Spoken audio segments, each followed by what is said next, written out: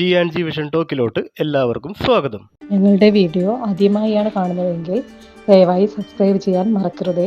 നമസ്കാരം. ദൈവാനുഗ്രഹത്താൽ ഐശ്വര്യമണിഞ്ഞ നമ്മുടെ കൊച്ചിയുടെ മണ്ണിൽ പുരാതനമായൊരു പുണ്യസങ്കേതത്തിൻ്റെ കഥയുമായിട്ടാണ് ഇന്ന് നമ്മൾ എത്തിയിരിക്കുന്നത്.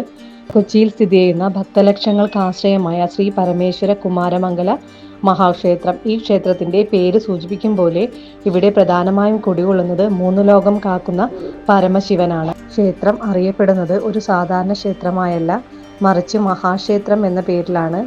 ഇടക്കൊച്ചിയിലെ ഒരു ആത്മീയ വെളിച്ചമായി തലമുറകളായി ഈ ക്ഷേത്രം നിലകൊള്ളുന്നു. ഈ മഹാക്ഷേത്രത്തിന് ഒരുപാട് പഴമയുടെ കഥകൾ പറയാനുണ്ട്. ക്ഷേത്രത്തിന്റെ നടത്തിപ്പിൽ ഇടക്കൊച്ചി ജ്ഞാനോദയം സഭ ഒരു പ്രധാന പങ്ക് വഹിക്കുന്നു. പുരാതന കേരളീയ ശൈലിയിൽ നിർമ്മിക്കപ്പെട്ട ഈ ക്ഷേത്രത്തിന്റെ ഓരോ ചുവരിലും ഭക്തിയുടെയും വിശ്വാസത്തിന്റെയും തനിമ ദർശിക്കാൻ കഴിയും. മലയാളത്തിലെ മഹാകവി പണ്ഡിറ്റ് KP കറുപ്പനാണ് ജ്ഞാനോദയം സഭ സ്ഥാപിച്ചത്. വരിക്കശ്ശേരി ക്ഷേത്രം എന്നും ഈ ക്ഷേത്രം അറിയപ്പെടുന്നു. ഈ ക്ഷേത്രത്തിന് സാംസ്കാരികവും ആത്മീയവുമായ പ്രാധാന്യവുമുണ്ട്. ഭക്തർക്ക് ക്ഷേത്രം സന്ദർശിക്കാനും ആരാധിക്കാനും ഏറ്റവും ശുഭകരമായ ദിവസമായി ശനിയാഴ്ച കണക്കാക്കപ്പെടുന്നു. ക്ഷേത്രത്തിലെ നിത്യപൂജകൾക്ക് പുറമെ കേരളീയ ഹൈന്ദവ ആചാരപ്രകാരമുള്ള എല്ലാ വിശേഷാൽ ചടങ്ങുകളും ഇവിടെ മുറതെറ്റാതെ നടത്തപ്പെടുന്നു. പ്രത്യേകിച്ച് കർക്കടക മാസത്തിലെ രാമായണ മാസാചരണം ഇവിടെ വളരെ ഭക്തിനിർഭരമായി കൊണ്ടാടാറുണ്ട്. ഇങ്ങനെയുള്ള രാമായണ പാരായണം ഈ മാസത്തിലെ പ്രധാന ആകർഷണമാണ്.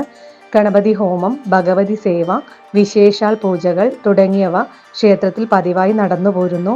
ഓരോ ഭക്തനും ആഗ്രഹിക്കുന്ന ശാന്തിയും സമാധാനവും ഈ ക്ഷേത്രനടയിൽ എത്തുമ്പോൾ ലഭിക്കുന്നു എന്നത് ഒരു വലിയ സത്യമാണ്. കൊച്ചിയിലോ സമീപ പ്രദേശങ്ങളിലോ ആണെങ്കിൽ ഈ പുണ്യഭൂമിയിൽ ഒരു തവണയെങ്കിലും വന്ന് ശ്രീ പരമേശ്വരന്റെ അനുഗ്രഹം തേടുന്നത് ഒരു നല്ല അനുഭവമായിരിക്കും. ശാന്തവും ഭക്തിനിർഭരവുമായ അന്തരീക്ഷത്തിൽ അല്പസമയം ചിലവഴിക്കാൻ ആഗ്രഹിക്കുന്നവർക്ക് ഈ ക്ഷേത്രം ഒരു ഉത്തമ സങ്കേതമാണ്. വീഡിയോ ഇഷ്ടമായെങ്കിൽ ലൈക്ക് ചെയ്യുക, നിങ്ങളുടെ സുഹൃത്തുക്കളുമായി പങ്കുവയ്ക്കുക. കൂടുതൽ ക്ഷേത്ര വിശേഷങ്ങൾക്കായി ഞങ്ങളുടെ ചാനൽ സബ്സ്ക്രൈബ് ചെയ്യുക. അടുത്ത വീഡിയോയിൽ കാണാം. നമസ്കാരം.